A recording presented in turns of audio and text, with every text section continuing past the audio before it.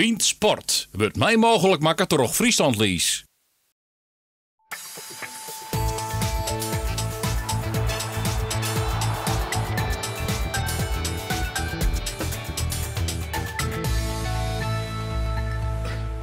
Het is vrijdag, 10 april. Dit is Bient Sport. Mooi Gerrit Bos van het Fries Dagblad, maar Barend Beltman van RTV Noord en Klaas-Jan Bos van RTV Noord-Holland. Zo vooruit naar Greensteen, Cambuur en Heerenveen AZ. En ik hier toch objectieve sportverslagjouwers aan tafel te hebben, ont ik deze beelden van Oude Noorwegen zeg.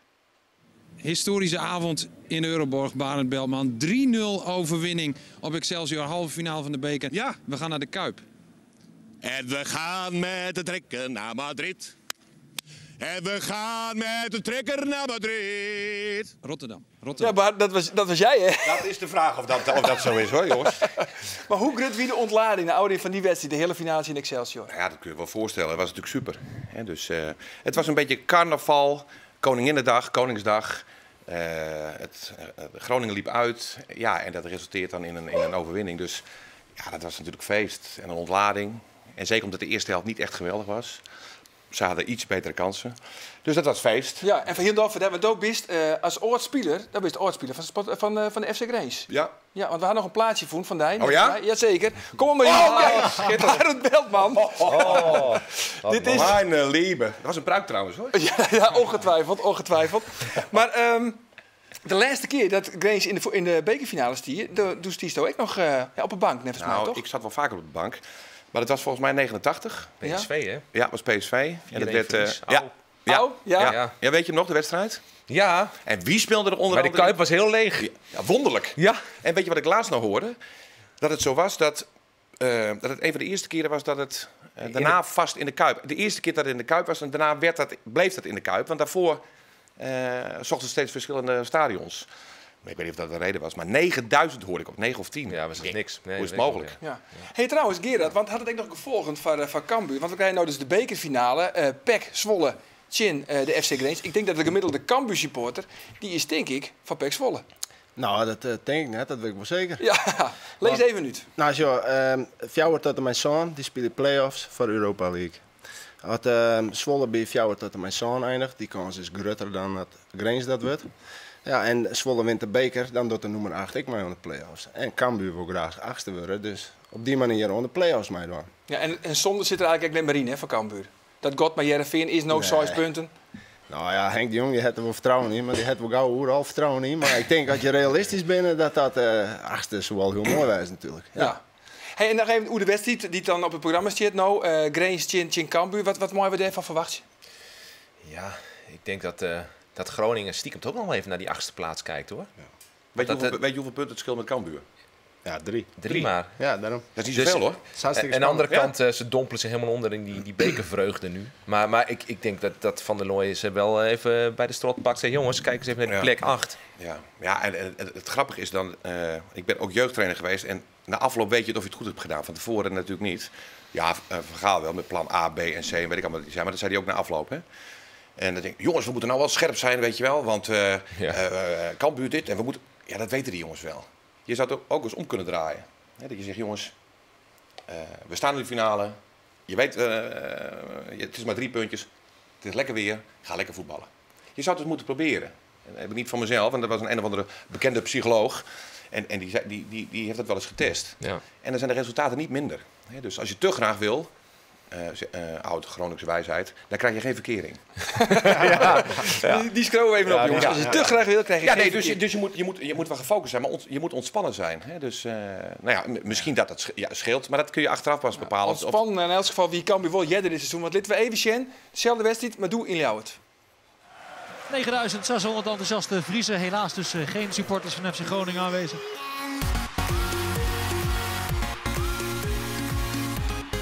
Roesnak neemt hem geweldig aan en rondt het schitterend af.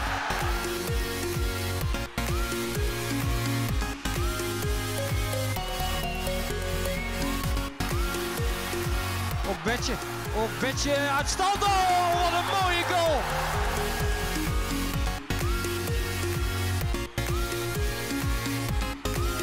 De voorzet is uitstekend en daar is het 3-0 van de streek.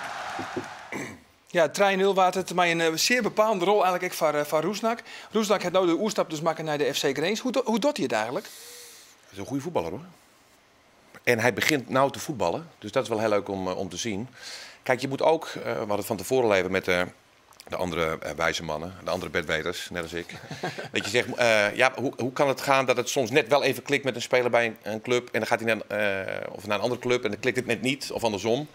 Soms moet je even geluk hebben dat je een actie maakt en hij zit. De jongen van Oet bij Heerenveen, dat je zegt, hij scoort niet, wil niet naar Heracles geloof ik. Hij schiet er 3 in en woem, je krijgt een boost. Als een bal die de tegen Excelsior inschiet, dat geeft zoveel vertrouwen. Ja, natuurlijk. Weet je, dat is echt niet zo fijn. Ja, dat is zo fijn. En zelfs op hoog niveau, dus Eredivisie of misschien nog wel hoger niveau, heb ik ook wel eens een keer gehoord, is het ook belangrijk dat je dat vertrouwen krijgt dat hij erin gaat. Het is een goede voetballer en hij komt losser, dus niet alleen maar aan de lijn zoals hij in het begin stond. Dan denk ik, man, ga lekker op reis. Maar ze hebben, en dat doet hij nou en dat doet hij goed hoor. Heeft hij die vrijheid wel genoeg bij Groningen? Want bij Cambuur was hij de man. Ja. Dan kon je hem de bal geven en dan mocht hij doen wat hij ermee wilde. En dat was heel vaak iets goeds. Ja. Maar bij Groningen heb je natuurlijk ook nog Sherry, De Leeuw. Ja. Hoe verhoudt zich dat tot elkaar? Ja, kijk, wat je nu hebt, en dat is wel aardig, dat je die Burnett op linksback hebt, dat een kleine mannetje. Die doet het goed, leuk spelertje. Doet een beetje als een computerspelletje. Een grappig mannetje. Die komt vaak op waardoor hij naar binnen komt. Of hij gaat naar binnen waardoor hij dat die Sherry door kan lopen. Dus dat is prettig voor die linksback. En hij heeft daardoor ook wat meer vrijheid om te voetballen. Dus dat is ook leuk. En misschien heeft hij het ook wel genomen. Of de opdracht van de trainer, dat weet ik niet. Maar nogmaals, in het begin stond hij echt aan die linkerkant. Dan denk ik, nee, je bent geen linksbuitenman. Het doel is 100 doelpunten maken. En jij kunt goed voetballen. Blijf nou niet daar staan.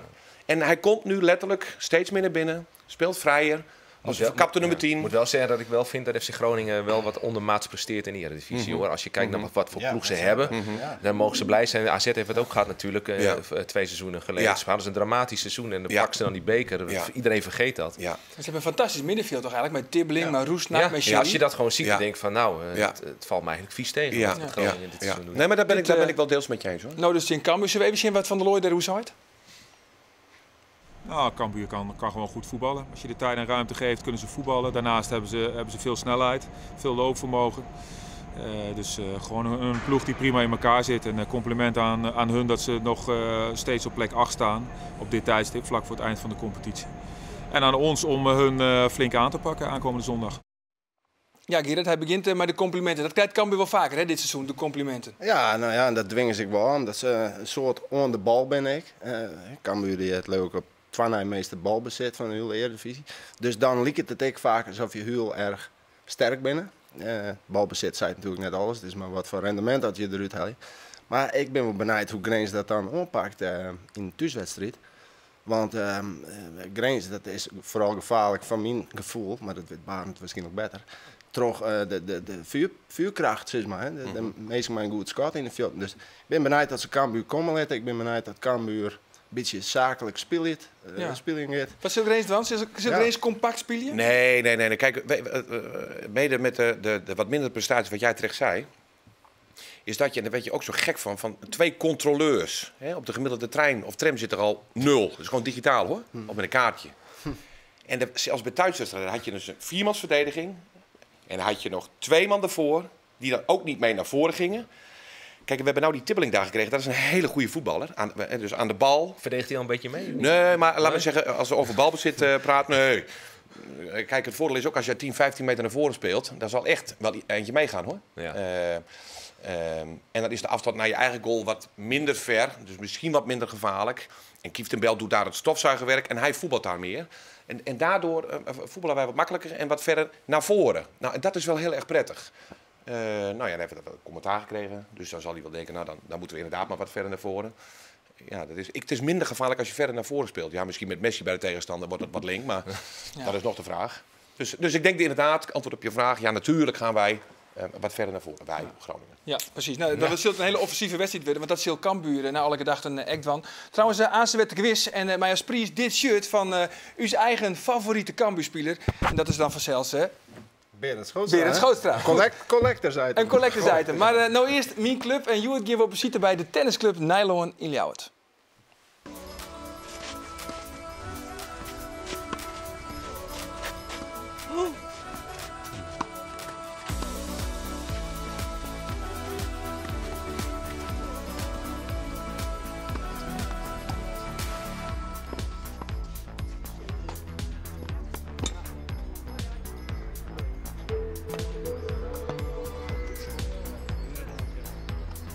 waren heel veel luiden nog omheen. Die komen ook wel weer, die spelen zelf of die komen voor andere partijen. Maar wij steunen elkaar. Er zijn ook al een aantal die met op een andere baan, maar die maken dat even met. En ja, dat zie je. Dit is recreatief, maar hier staan ook een paar jongens die op hoog niveau spelen. Nou, die staan hier ook gewoon bij. Dat is gewoon een fantastische sfeer. En dat koester je.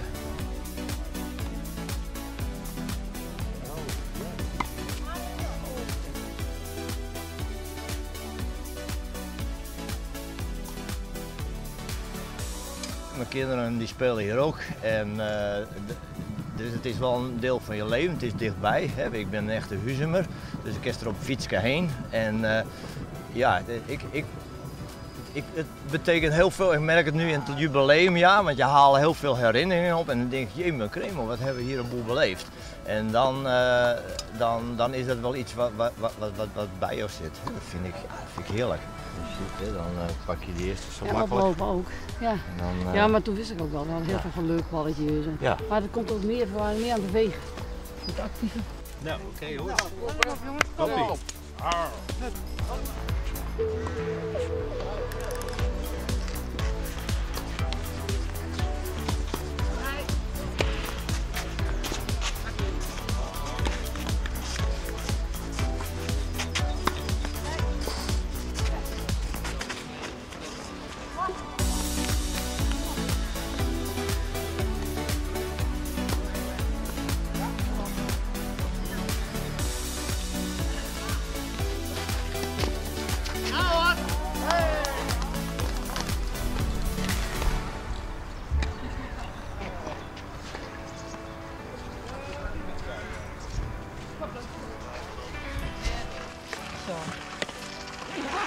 Oh, het ging soms zo lekker.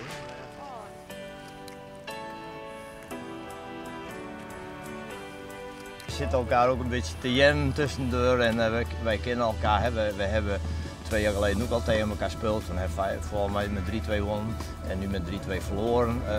Maar zodra we daar ook zitten en we gaan even wat drinken, dan ben je dat ook vergeten. Een pasje.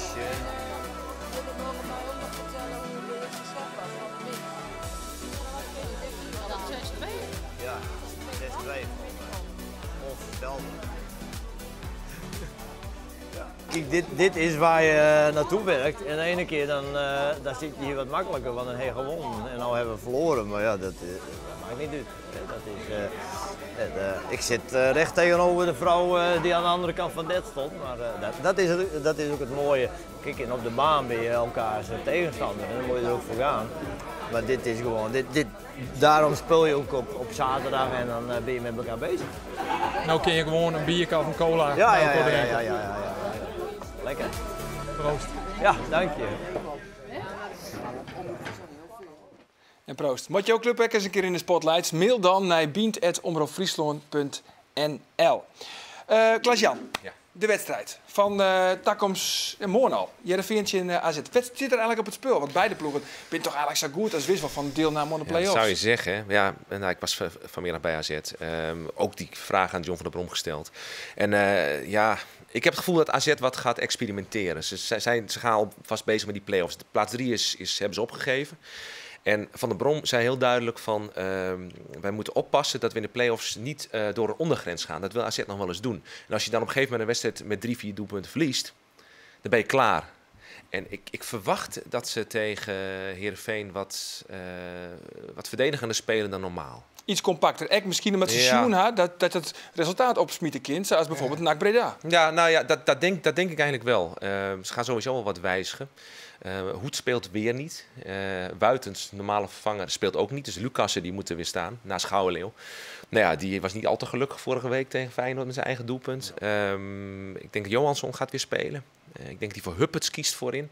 Dus er zijn wel wat wijzigingen. En ik ben heel benieuwd wat hij bij de backposities doet. Want zijn natuurlijk wel Johansson en Paulsen zijn backs die maar komen en komen. Vlucht er heel die doorheen. Ja. Heeft die trainer daar nog wat over gezegd? Van we gaan inderdaad wat rustiger aan? Ja. Okay. Ja, dus ik verwacht een wat defensiever AZ dan normaal. Oh, en daar is Van Basten mee eens? Ja. Dat is mooi. Meneer Van Basten? Ja, nou, Van Basten is wel... Ik merk gewoon dat hij gewoon opgelucht is, lijkt het wel. Vandaag ook, hij staat echt nog 3 kwartier met de spitsen Na de training is hij nog bezig. En een plezier en een lol. En gek genoeg past dit beter. Dat is heel apart. Ja, maar ik denk dat een goede assistent, met alle respect, minstens zo belangrijk is, zo niet belangrijker. Hij pakt de vraag trouwens wel veel van de training mee. Maar niet je energie steken in schema's maken, in pionnen neerzetten, in weet ik allemaal wat voor flauw. Wat ik wel jammer vind, John van der Brom doet het alleraardigst natuurlijk bij AZ, maar als je dan iemand voor de camera hebt en spreekt, dat weten jullie hier in Friesland ook, en dan is Van Basten toch altijd wel, heeft iets archaïs. Weet je, een fantastisch ding, boert vanzelfs van de club. Wat mij mooi opvalt, is dat hij toch nog de oerstap maken heeft naar AZ, eigenlijk, want in de uitwedstrijd in Cambuur, vorig seizoen, die verleer Heerenveen doe, en een dag later stiet er op het kantoor bij Jelko van der Wiel en zei van, ja, ik heb het gewoon niet in de vingers. Ja. Nee. Ja. En hij hoort er eigenlijk mee op. En een paar maand later tekent hij contract bij AZ. Hij is daar ook heel erg mee bezig geweest. Hè. Hij heeft ook van die coachings, in zo'n coachingstraject gezeten daarin. Ook in Noord-Holland, in Limmen volgens mij. Weet je, dus hij is heel erg met zichzelf bezig. Wat kan ik wel, wat kan ik niet? Ja. En ja, ik moet zeggen, wie schopt er nou van bondscoach tot assistent-trainer van AZ? En wereldvoetballer van het jaar daarvoor nog. Gouden ballen. Uitermate slimme actie en een zeer dapper actie. Ik moet wel geweldig, zeggen, echt geweldig. Ik ben heel benieuwd naar zijn volgende stap. Want hij heeft nog... Assistent van assistent, denk ik. Nog even nog een stapje lager. Nee, je weet niet wat hij gaat doen. Weet je? En hij heeft nu ook hij wil nog een jaar door. Hij wil het contract gewoon afmaken. Hij is daar gelukkig. Het is wel fascinerend. Ja, fascinerend. Hij kreeg veel hooggelach toen het heel allemaal zo liep en hij die stap maakt. Maar je moet diepe bewondering hebben voor de durf en de zelfkennis dat hij dat doet.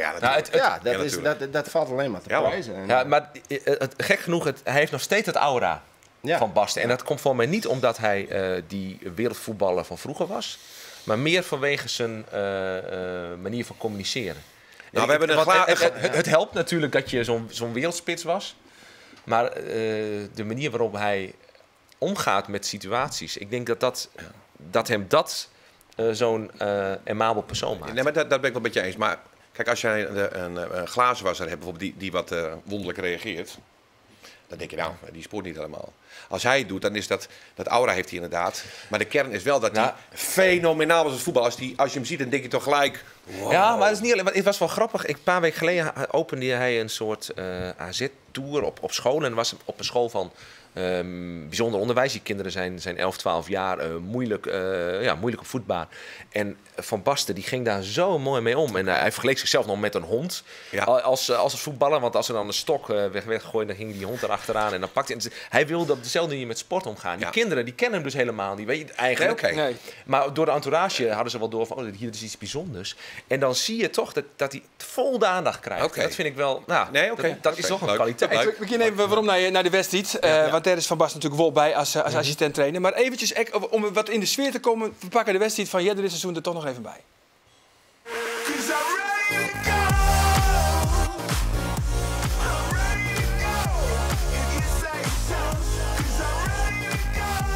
Goed, keurig weggedraaid van Buitens.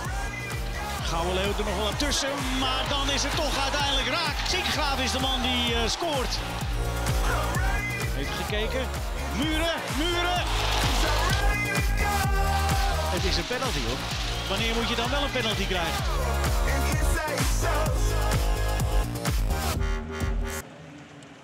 Ja, dit seizoen in Alkmaar, de 1-0-winning, toch een doelpunt van Deli Sinkgraven. Beter uit, hè, vaak AZ.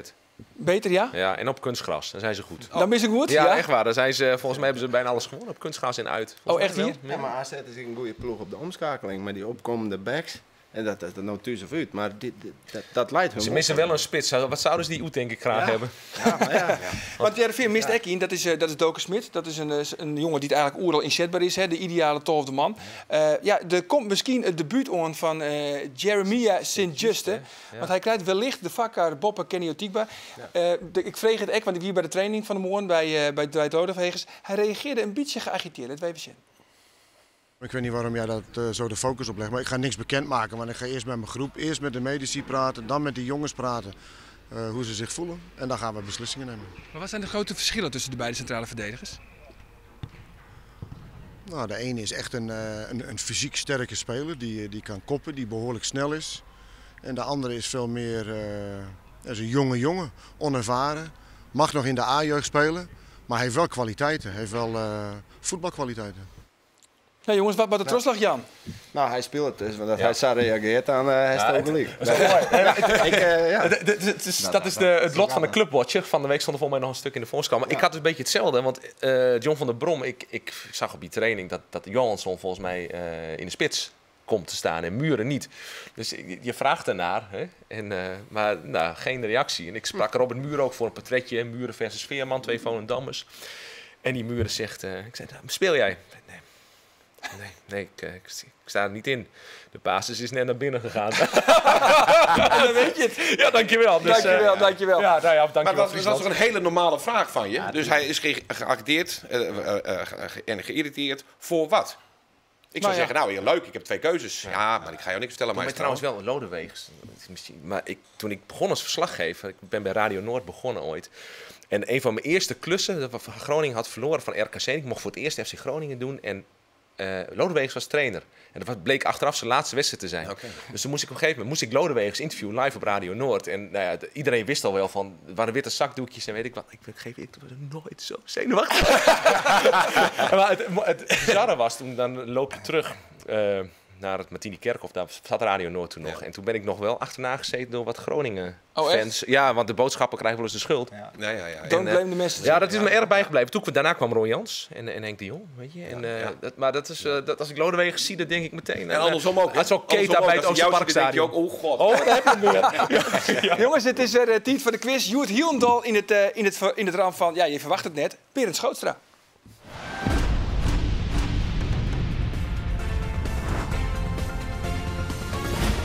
Dan de Grutte Berend Schootstra quiz. En de vraag is, hokkerspeler in de Cambuur-selectie had rechtnummer 24. Is dat A, Michiel Hemmen? Is het B, Berend Schootstra? Of is het C, Mart Dijkstra? Mail je antwoord vaarwaartje naar bient@omroepfriesland.nl en win! Ja, en win dit originele wedstrijdshirt van Berend Schootstra zelfs. Maar recht nummer 24. Maar goed, de winnaar van de quiz van Vliendenwiek is trouwens Hendrik Tarema. Zit nou onder in beeld. Hij komt uit Kortse en hij wint 2 kaartjes voor de wedstrijd van morgen. Heerenveen, Chin AZ. Dit weekend doen we vanzelfs ook weer verslag op de radio van de beide Frieske betellen voetbalorganisaties. Ik zelf zit morgen bij Heerenveen AZ om van 7:45 van alles op de hechter te houden ongeveer die wedstrijd. En Koos Wieling links in beeld. En Timo Jepkema zit een letter in de Euroborg om verslag te doen van de Mannelijke Twaststrijd. FC Grace, Chin, Cambuur. De halve finale. Chin Excelsior. Had dat Grace zo volle energie kosten dat het morgen of snel een hele makkelijke klus was voor Cambuur? Ja, eitje. Een eitje? Ja. Nee, natuurlijk niet. Ik zeg, dat zei ik net, dat zie je in de afloop van de wedstrijd. Maar ik denk wel dat het energie geeft. En dat het, zou energie moeten geven. Nou, dat zou energie moeten geven. Nee, maar het geeft wel energie. Dus mensen zijn vrolijker. Een lekker gevoel dat je weer ergens naartoe kan naar een letterlijke finale. Ja, natuurlijk is dat leuk voor een ploeg. In plaats van een domper, dat je gadverdamme. Maar als Van der Looy het nou in de kopjes krijgt, dat ze denkt van, mocht je die finale verliezen, dan hebben we misschien nog een kans op die 8e plek. Ja. Dat moet hij wel, maar die jongens zijn niet gek, hè? Psychologie van de koude grond. Nee, soms is heel simpele psychologie werkt ook prima. Aan het eind van de cirkel zit het dicht bij elkaar.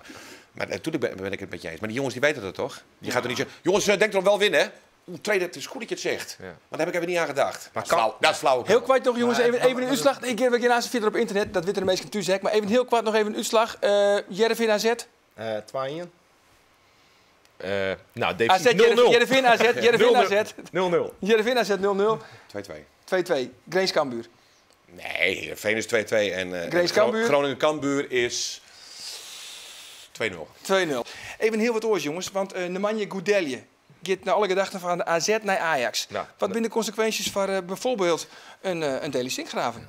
Ja, is goed. Als hij daar naartoe gaat. Hè. Frank de Boer zei vanmiddag op zijn persconferentie dat het nog lang niet zeker was en dat er meer middenvelders in geïnteresseerd zijn. Ik sprak Goudelje dinsdag.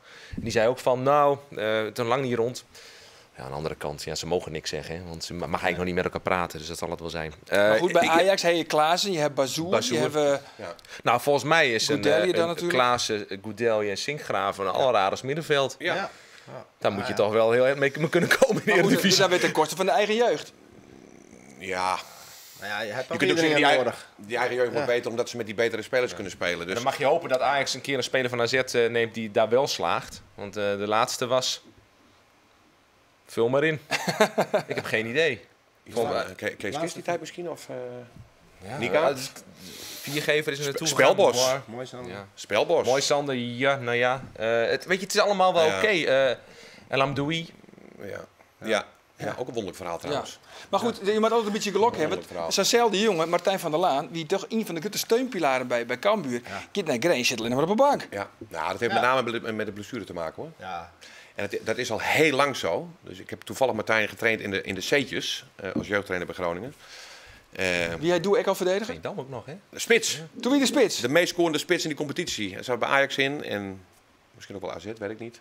Tom Herrier zat daarin en Jeroentje Veldmaten zat erin in dat team. En Martijn van der Laan, die spits en die topscorer. Ja, nog sterker. En toen hadden we een vragenlijst gemaakt. Die had ik gemaakt, gewoon met de pen en gekopieerd, weet ik nog. Ouderwets, maar goed. Waar speel je vaak en waar speel je het liefst? En toen schreef hij op linksback. Dus ik denk linksback. Ik denk later heeft iemand anders dat gezegd. Was het een geintje. Toen is hij daadwerkelijk in de B misschien al. En zeker in de A is hij op linksback positie gekomen. Hij was altijd spits, altijd.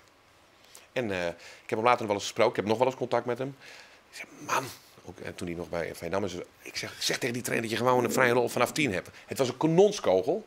Met een schot, dat wil je niet weten. En sterk een Jerommeke. Dus ik vond het wel zonde. Maar ik heb bij verhaal. Ja, een wonderlijk verhaal. Hij werd toch ook verkeerd gebroekt in het begin bij Grains. Want ik bedoel, bij Cambuur, Furora, centrale verdediger die inschuift. Ja. Met dat schot ook. Ja. Ik bedoel, en dan kom je bij Groningen, die weten precies wat hij kan. Ja. En dan zetten ze hem eerst op linksback neer. Ja, gebruik hem dan meteen in zijn kracht als centrale verdediger. Ja. Nee, maar daar ben ik met je eens. En soms heeft dat te maken met... Kijk, stel dat een Burnett in dit geval... of weet ik van wat voor jongens dan geblesseerd zijn. Ja, soms moet je wat. Ja, en wie is dan de beste vervanger? Nou, dat was Martijn van der Laan. Oké. Dus dat kan gebeuren. Ja. Dat zal wat nog sterker. Dat was de reden. En ik heb hem bij Cambuur ook zien spelen. Zo ontspannen. Hij lijkt arrogant. Is een onversnelbaar lief ventje. Echt, zelfs een beetje verlegen. Ja. Weet je wel? Hij ziet er zo uit, weet je wel. Die kop zo.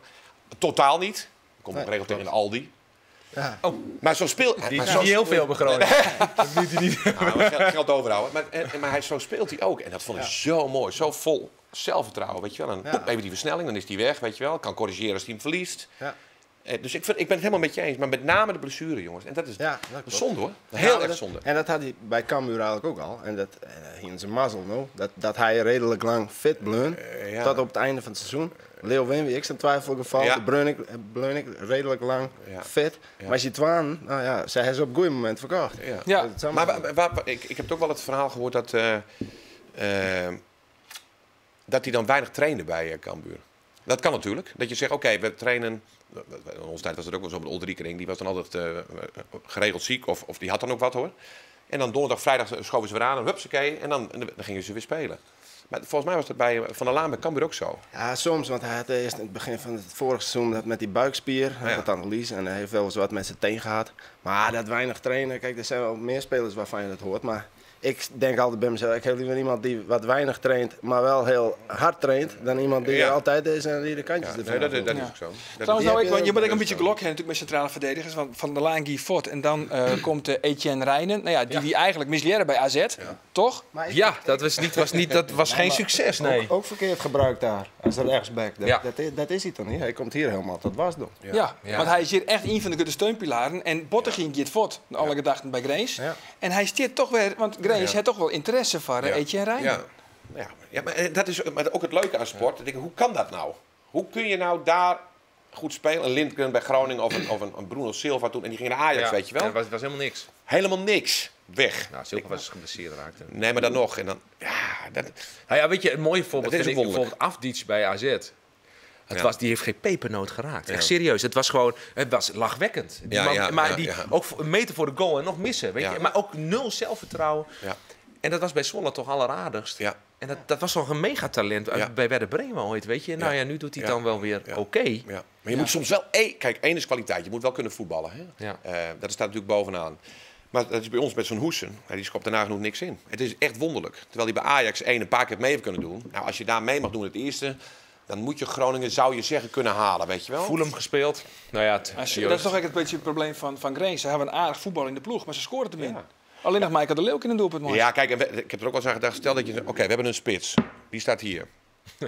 En die moet de ballen erin schoppen. Nou, die hebben we dan. We hebben wel een spits, maar die scoort ze niet. Er zijn heel veel hebben daar gespeeld. Antonia, die van 1 meter werk van wat die is, die heeft er gespeeld. De Leeuw heeft er gespeeld. Hoesen heeft er gespeeld. Nou, ik denk dat Mahi heeft er gespeeld centraal. Ibrahimovic, of hoe heet die gozer? Ook zo. Je kunt ook zeggen, nou, de Leeuw die speelt niet in de spits, maar hier. En die scoort. Nou, dan noemen we dat gewoon spits. Ja, maar zo doen de Duitsers dat ook. Ja, net daarom. Met Müller en Klose. En weet je wat Cruijff zei? Ja, ik weet niet of dat waar is, maar een leuk verhaal gehoord. Die had dan een spits, die was er niet. Die andere spits was er ook niet. En dan moest er dan, weet je wel, een halve spits of zoiets. Hij zei, dan spelen we zonder spits. Ja, of dan noem je die spits gewoon. Missies voor AZ. Nee, maar dat is wel leuk, hoor. Nee, maar het is wel leuk om je tegenstander ook te verrassen. Dat je zegt, kijk, je moet niet gaan overdrijven. Maar ik ben wel voorstander van bijvoorbeeld dat je zegt, hier staat die spits. Wij gaan met 2 linksbuitens beginnen. Waarom niet? Dan denkt die tegenstander, wow, wacht maar je even uitdenken. Maar wat vind je hem dan van een Mark Oet? Wat vind je van zo'n speler? Nou, ik vind het opmerkelijk. Ik had het niet verwacht, moet ik heel eerlijk zeggen. Nee, maar ja, als je een lekker aanvoer van de zijkant krijgt, dan ja, maar dat bloot zelfs een opmerkelijk verhaal. Want hij koer. Nou, Heerenveen had hem ombeen bij Heracles Almelo. Mocht voor 2 ton. Heracles woe het graag. Alleen nog de enige die het net woe, dat wie Mark Oet zelf. Vervolgens gaat hij weer waarom naar Heerenveen. Scoort 4, 6 zo'n wedstrijd achter elkaar net. En vervolgens heeft hij de smaak te pakken. Het is net te leeuwen. Het is net te leeuwen. Hoe kan dat? Ja, zeg het maar. Ja, dan weten die jongens beter. Ja, maar het is totaalplaatje, denk ik. Ik bedoel, hij krijgt het vertrouwen, daar begint het al mee, van een trainer. Want er komt een trainer die ik kent van, ik ken niks met hij en daar is niks aan laten, dus wegwezen. Maar hij krijgt het vertrouwen en dan hij naar de eerzucht, want hij woest zelf, hij zoe en zelf laten dat er bij een slagje kan. En dat hij beter is als Dalgaard, want die werd onhellen eigenlijk als de Nijman. Dat weer achteraan net zo moeilijk. Dan hier wij het misschien ook nog wel beter in, want die weer vooral goed in de Nederlandse les, heb ik wel eens begrepen. Maar verder net. Maar Oet is gewoon, dat is gewoon wilskracht en het vertrouwen en misschien een beetje geluk, maar dat dwing je dan af, zo'n wel cliché. Ja, maar Doe is jeugdtrainer West. Sterker nog, hij is jeugdtrainer West van Arjen Robben. Dus Doe herkent het echt, het talent. Nou, dat was niet zo moeilijk te herkennen, hoor. Oh, bij Arjen Robben net? Nee, bij Mark Oet lijkt dat wat... Daar heb ik al wel... Toen stond ik langs de lijn, denk ik. Ja? Ja. Dat was... Bij de jeugdwedstrijden of bij het eerste? Nee, jeugdwedstrijden. Dat heb ik nog wel gezien, ja. Dat was wel mooi. Ooit in de eerste bij de lokale omroep in Groningen, zo van Robben heeft. En er was een interview en toen, volgens mij was vlak voordat RKC uit, zou hij misschien gaan spelen. Ja. Dus ik interview een best leuk gesprekje, jongetje van, was hij net 16 net? 16, 17 net. Ik loop daar weg ik zie zo'n draadje bungelen. Ik denk, verrek, dat draadje zit niet in het apparaat. Arjen kan het over, ja, geen probleem. Hij zei het vorig jaar nog een keer. Ja? Ja, hij wist hij nog. Ja. Auw. Sterker nog, we zullen toch echt beelden krijgen van RTV Noord-Holland bij een interview van John van der Brom. Ja, maar vertel dat maar eens even. Lang leven de SD-kaartjes tegenwoordig. Oké, dat zijn van die kleine kaartjes. Waar zijn de digibeta's gebleven, zeggen we tegen... Maar met echte talenten zie je dat, jongens. He, dat je denkt, jeetje. Want in datzelfde team, in die C1, zat ook Jordi Hoogstraten. Die later ook een 5 jaar contract bij PSV gespeeld. En toen ging het helaas wat minder. Dus te veel nadenken over het leven. Die foto die altijd nog, voor me hangt die nog in Euroborg, van Robben en van Hoogstraat. Die zijn tegelijkertijd, een jaar na elkaar, verkocht aan PSV. Ja, er zat 1 of 2 jaar ertussen. Dus, en dat waren in de voetsporen van. Ja, hij zou voor Bol ook gaan opvolgen, Jordi Hoogstraat, Jong Oranje. En echt een fantastische stratege op middenveld. Super lief jong. En ik heb met beiden nog contact, dus ja, niet zoveel. Maar dat is wel heel leuk. En dat is het gewoon aardig en fijn wat jij ook zegt als je ze tegenkomt. Dus dat is oké. Het was wel over Hoogstraat gesproken. Ik was ooit met vrienden in 2008. Was ik in Bern bij een wedstrijd. Nederland-Frankrijk was dat. En daarna we hadden een pensionnetje in Interlaken. En op een gegeven moment wij gaan een kroegje daarin. Met z'n drieën. En op een gegeven moment zijn jongen die zit aan een Cola Light aan de bar in zijn uppie. Ja. Joh, die Hoogstraat. Ja. Was gewoon met zijn pa en moe. Die stonden op een camping ergens aan een meertje. Waar? En ik zei, Jordi, hoe is het? Dat is toch wel een van de meest bizarre ontmoetingen. Het werd heel gezellig en het werd ook wel heel bijzonder. En die vrienden van mij die hebben ook de haat niet op. Nee, maar het is het als-verhaal. Maar als hij dit had gehad, dan... Ja, gewoon dat verschil met dat je dan Robben volgt en ziet dat... In die tijd was hij al, volgens mij, was Robben al bij... Je ziet Robben al net bij, richting PSV. Ja. Hey, heel wat oors, want hoe zou het maar Gerard van der België? Druk? Ja, toevallig gingen wij hier in de krant en een foto van de Belt. Deze, En van het hoofdpijndossier wordt steeds groter. Dat was een persconferentie, toch? Ja, dat is vandaag uitgezonden. Maar ik heb RTV Oost, ik heb nog een stukje gezien. Ja, het zou kunnen, maar... Het lijken zijn uit de kast. Als zelfs even Leuming mat, dan is er echt wat ja, dan is het mis. Ja, maar hij wist donders goed, dat had ik wel zijn, dat het daar probleem was. Nou, ik bedoel, het is net dat hij daar helemaal verrast. Oké, maar ja, ik heb de hoofdsponsor. Ja, maar dit knikkerscultuur, hè? Ja, knikkerscultuur. Puur mensen die niet... iedereen is daar helemaal in blijven geloven natuurlijk bij Twente. En alles wat Munsterman deed veranderde vroeger in goud. Maar jij vindt het eigenlijk in dezelfde situatie zitten. Ja, in dezelfde vervelende situatie. AZ ook hoor. En AZ nou ook toch? Ik bedoel, die teren nou nog wat op de miljoenen van Scheringa, maar die ben naast nek op. Nou ja, dankzij Scheringa staat dat stadion er. Ja. Maar ze hebben de mazzel gehad. Ik weet wel, op een gegeven moment, ik had vandaag ook een discussie toevallig, hadden we aan tafel, ook met John van der Brom erbij. Over Twente, hoe dat nou kan. En dat er toch helemaal niemand meer in wil stappen nu. Bijvoorbeeld die hoofdsponsor die trekt zich terug. Maar ja, ik weet nog dat toen AZ kapot ging, toen had er Buco kwam. Dat waren van die toiletten. Die werden even kort sponsor. En toen is alles in een no time hebben ze daar gewoon toch het mes ingezet. Kwam er een hele degelijke sponsor met dat softwarebedrijf wat ze nu hebben. Okay. Ja, maar wat is de redding van AZ geweest? Dat je daar goede mensen aan het roer had. Ja. En dat is het voordeel van Twente, want Van der Belt... Als er iemand is die dat kent, dan is het Van der Belt. Want als Jos wat die bekend dat is het van de boetewacht helemaal net zo bekend. Maar echt, als soms denk je, dat is wat daar al gebeurt. Maar Twente is nog wel... noem eens één ding dat je denkt, dat is wijs. Van der Belt? Ja, wat hij gedaan heeft. Nou, ik bedoel dat hij bijvoorbeeld er mede voor gezorgd heeft dat zijn voorganger meteen wegging, inderdaad. En dat voordeel heeft hij nu ook.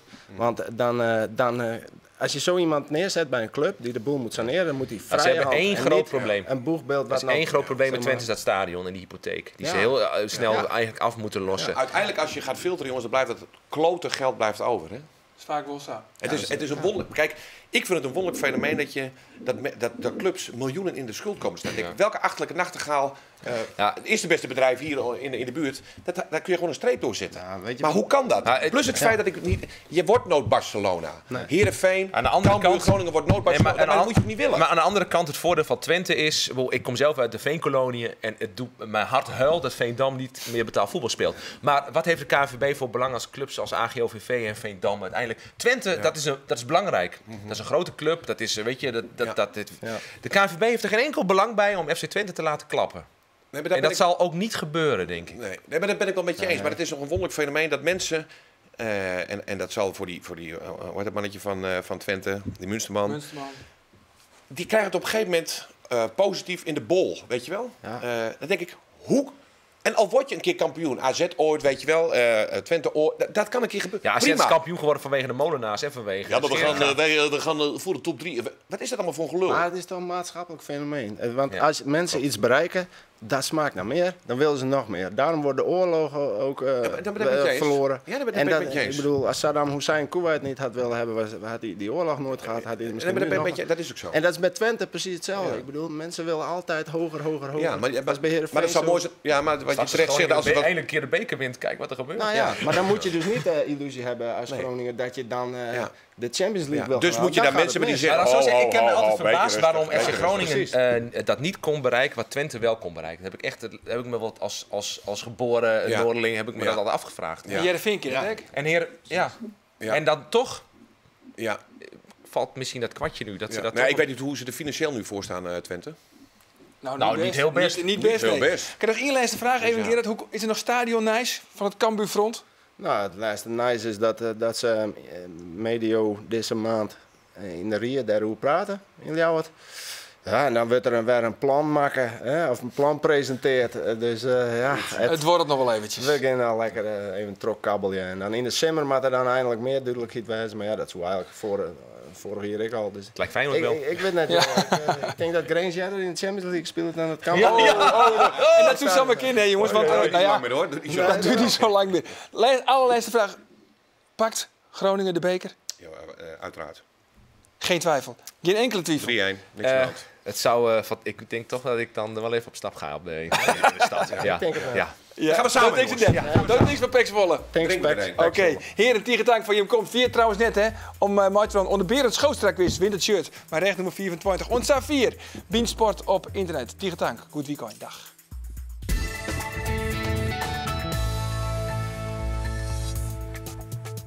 Jag tror att Cambuur förlorar med 1-0 mot Groningen och Simon Tibbling gör målet och Henk de Jong kommer vara jätteledsen för att hans lag förlorar.